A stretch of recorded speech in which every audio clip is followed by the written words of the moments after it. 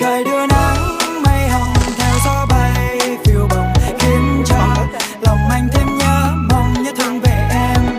Bao lời yêu chưa nói nhưng vì ngại ngùng nên thôi, hay là giờ em nói với anh đường không? Tình anh mãi như vậy anh sẽ luôn đong đầy, dẫu sao thì đây vẫn có anh chờ em.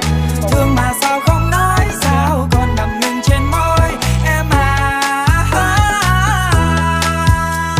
Nhớ con Ghim ở đây không, còn Ghim đâu không? Chỉ là tình cờ mày không đưa lỗi, thôi là chưa nói chắc là mình nghe tán em, nghĩ lòng mình chờ đâu cần mai mỏi khi bình minh sáng đến bầu trời chiều nhá nhem. Mặc dù không dám nhưng anh vẫn đợi chờ, ngày dài thêm tháng yêu thương ai một đời giờ từng người nói đây I love you.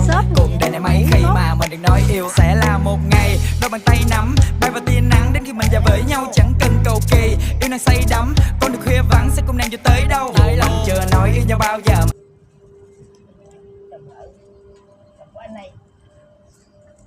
Kìa con kìa, con kìa.